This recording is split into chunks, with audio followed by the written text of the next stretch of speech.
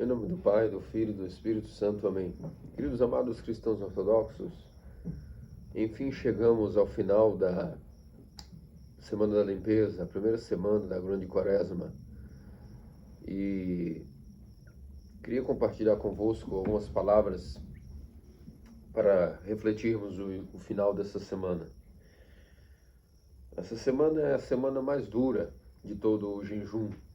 É a semana onde nós mais somos convocados a bruscamente dar-nos a uma medida de asceticismo e vigília essenciais para podermos entrar na Quaresma com o espírito quebrantado em arrependimento. Por isso chama Semana da Limpeza. São jejuns severos, especialmente os 3 primeiros dias, com orações longas, a fim de que nós possamos violentar o nosso homem velho de uma maneira que possamos vencê-lo, sufocá-lo, uma vez que todo homem que se debate, que vai morrer se debate, ao ser sufocado, se debate bruscamente para lutar pelo fôlego da vida. Assim também o nosso homem velho, cheio de paixões, nas primeiras semanas se debate muito e é necessário uma força que possa domá-lo. E essa força é justamente a Semana da Limpeza. Ao final dessa semana nós chegamos hoje naquilo que é o sábado, hoje liturgicamente falando, sexta-feira à noite, o sábado do hino dedicado ao Acatício da Mãe de Deus, a primeira estácis desse hino. Os sábados da Grande Quaresma são dedicados ao hino Acatício da Mãe de Deus, isso com suas estácias, suas instâncias, de tal maneira que no quinto sábado da Grande Quaresma nós temos a leitura completa do Acatício. A importância de nós entendermos o dia que nós chegamos hoje, após essa semana, é entender que ela, para nós, é um vislumbre da antecipação da Páscoa. Assim como após a Quaresma e todo o jejum, nós também chegamos na alegria pascal, se Deus assim o permitir.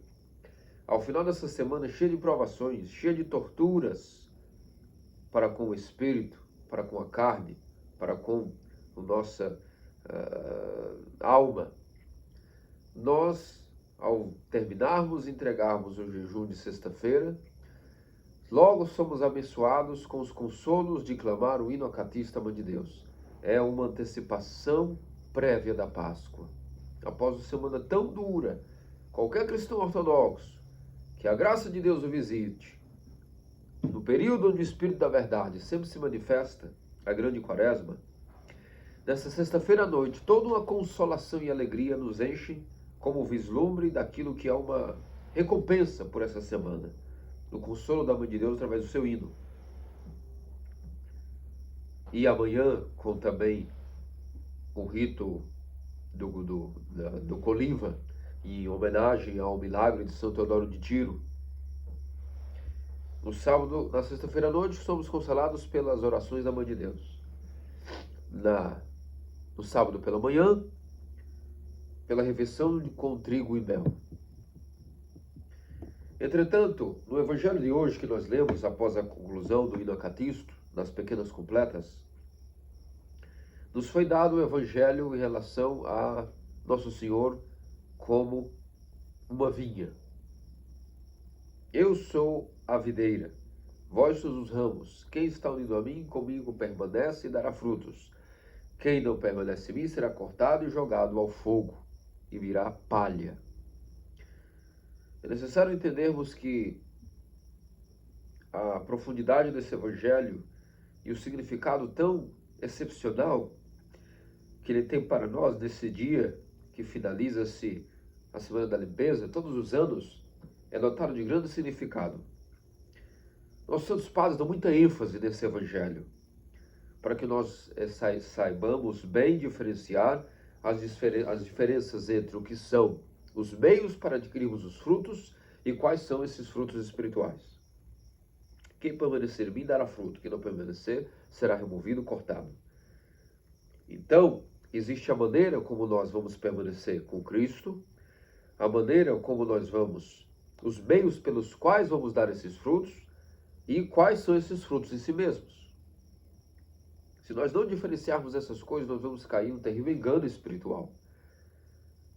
Se como um homem que manuseia uma vinha, não tem como o objetivo principal quantidade de fertilizante que coloca na terra, nas covas, das videiras, assim como o principal não é tampouco a beleza, a harmonia do jardim, mas sim os frutos que essa vinha vai trazer para que dê lucro como negócio e os derivados disso. Assim também a nossa vida espiritual. Ela precisa ser diferenciada entre os meios pelos quais nós adquirimos esses frutos e quais são esses frutos. É fundamental que nós leiamos nessa primeira semana esse Evangelho das Pequenas Completas, porque não é à toa que ele foi colocado. Entendamos por que nossos santos padres destacam tanta diferença entre os meios para adquirir os frutos e quais são os frutos em si mesmos. Então, nada mais, nada menos melhor do que São Macário Grande, como sempre, para nos consolar e nos trazer à tona essas verdades. São Macário, em sua homilia a respeito destas questões, nos deixa claríssimo como nós devemos tratar esses temas. E ele nos menciona bem em suas homilias ascéticas de que uns são os meios pelos quais nós podemos adquirir os frutos espirituais e outros são eles. Então, toda a nossa vida espiritual, toda a nossa vida ascética, a maneira como Deus nos poda drasticamente, pois diz o Evangelho, toda árvore que dá fruto será podada para que dê ainda mais fruto, mas a que não dá fruto será cortada. Quando Deus nos visita nos podando, com as suas drásticas podas no nosso espírito, Ele quer que, na verdade, nós possamos possuir e dar frutos de arrependimento. Esse é o objetivo. Mas os meios pelos quais Ele nos poda, a vida cética, o jejum, a vigília, a oração, a castidade, a virgindade, essas coisas são apenas meios. E São Macário Grande nos deixa claríssimo em suas homilias que se o homem passa a vida inteira buscando isso, vigília, oração, jejum, virgindade, castidade, ele na verdade está muito mal como gerenciador de sua vida espiritual. Da mesma forma que o dono de uma vinha seria completamente louco se o objetivo de montar a vinha fosse a beleza dela, a quantidade de fertilizante que colocou, o modo de produção que vai realizar. Se esse é o objetivo dele, a ênfase dele, e não utilizar desses meios para adquirir o fruto final, o lucro final, então ele é um tolo e ele vai falir. Da mesma maneira, a nossa vida espiritual, se ela não é orquestrada, de maneira que Deus não irá vir de maneira alguma a querer olhar em nós, na verdade, os meios. Ele quer que nós tenhamos os frutos na hora da colheita. E qual é a nossa colheita, meus amados cristãos ortodoxos? A nossa colheita é a quaresma inteira. A nossa colheita é a nossa própria morte. E os frutos que nosso Deus vem buscar, não é que nós possamos possuir ou ter alguma coisa. É que nós sejamos alguma coisa. E o que nós temos que ser? O que Ele espera de fruto? Sermos imagem de Deus, imagem de Cristo. Os meios pelos quais nós vamos adquirir isso, nós vamos falar em números, mas eles são apenas meios. E nós podemos apenas ter em nós a imagem de Cristo. Nós temos que ser nós mesmos a imagem de Cristo. E para isso, graças a Deus, nós estamos mais um ano reunidos, sabe-se lá Deus como, e mais uma quaresma, sobrevivendo e lutando no Espírito que a ortodoxia, de alguma maneira, nos dará, se nós estivermos abertos a ela. Então, os meios para adquirir essas virtudes têm que ser bem diferenciados daquilo que é o fruto em si. E o fruto que Deus busca em nós, sendo a imagem de Deus, é adquirido através dos seguintes meios. Toda a nossa poda que Deus nos realizará através do jejum, do asceticismo, da oração, da negação de nossa vontade, da castidade, da guarda do Espírito, são apenas os meios para que nós não cairmos nos vícios. Aquele que não é casto cai na fornicação.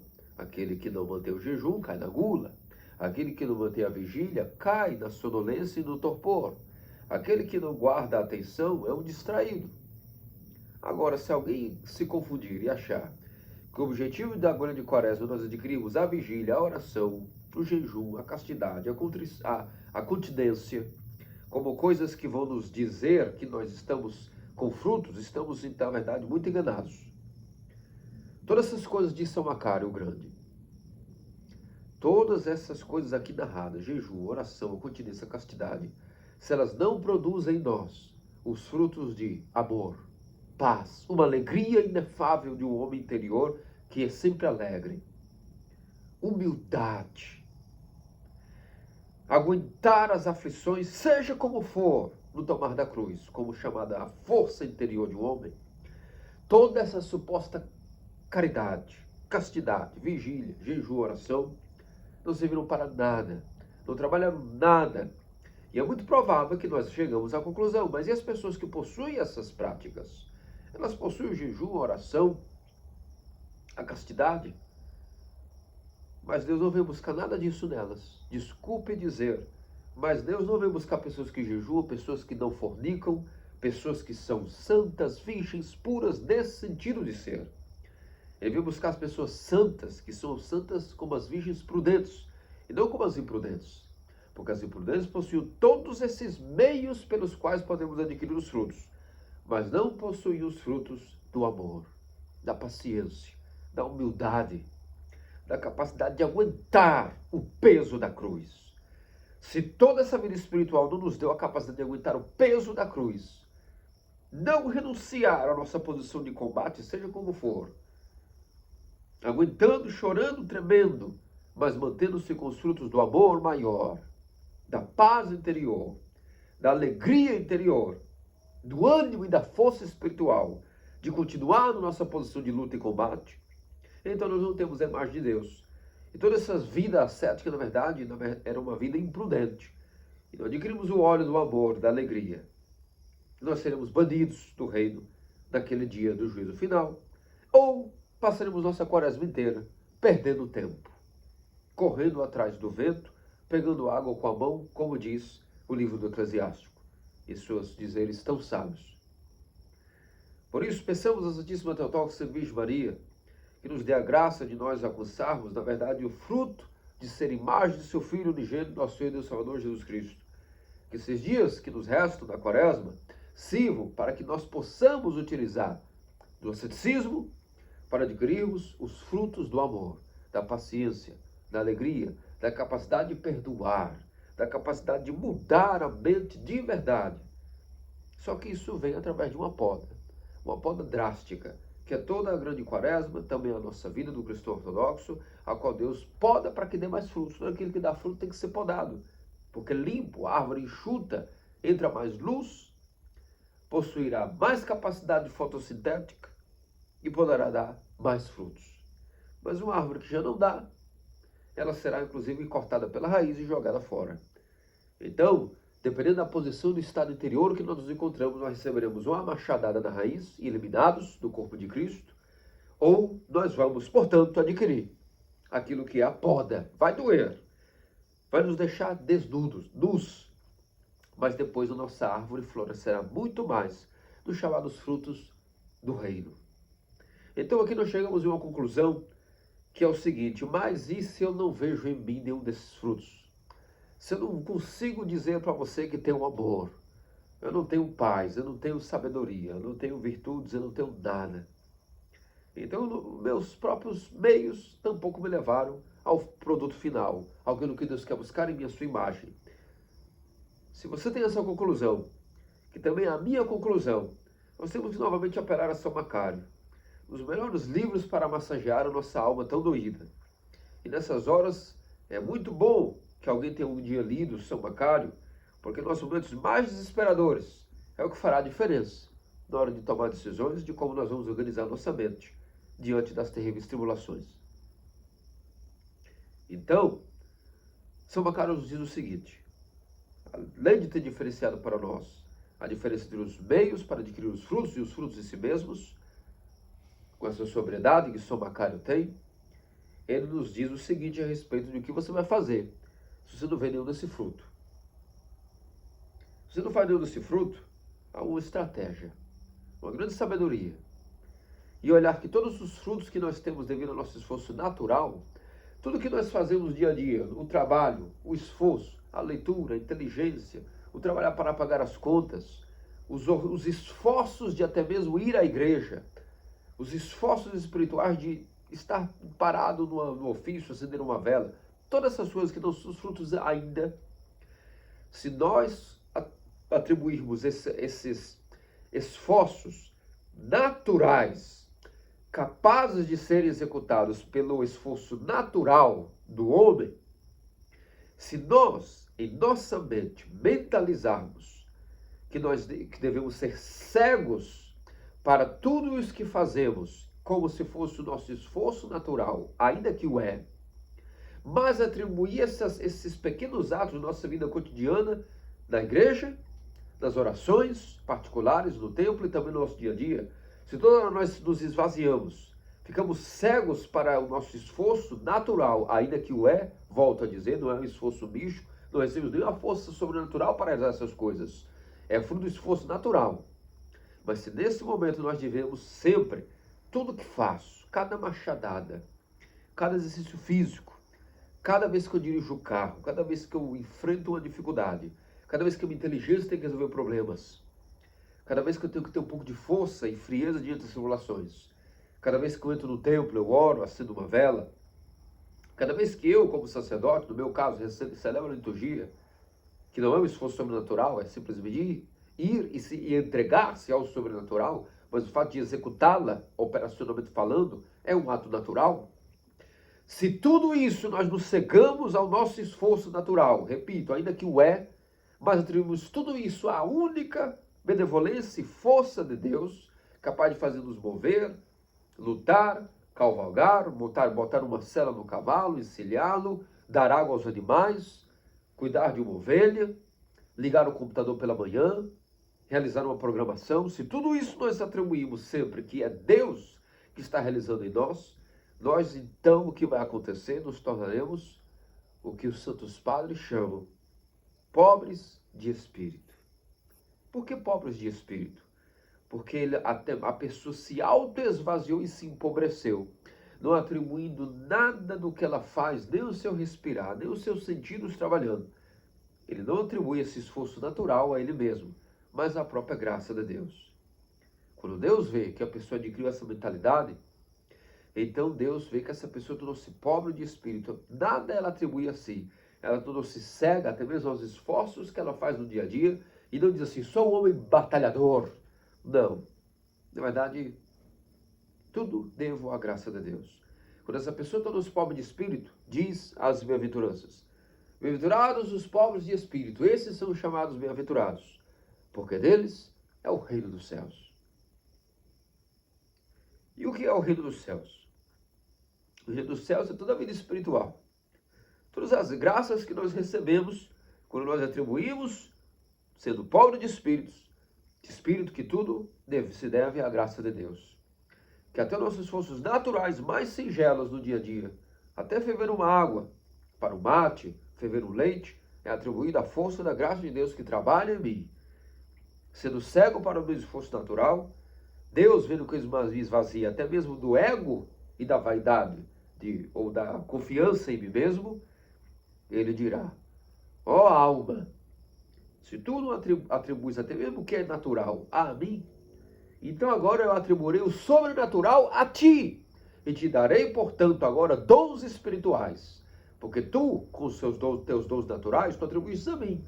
Como a lei espiritual te recompensa agora, com os dons que são meus, os sobrenaturais, mas eles não são agora os meus, são teus, porque eu te dou. E então, finalmente, com a graça do Espírito Santo, nós seremos os pobres de espírito, dos quais a Escritura chama bem-aventurados, porque deles é o reino dos céus. E o reino dos céus é toda a vida espiritual, toda a vida cheia de dons.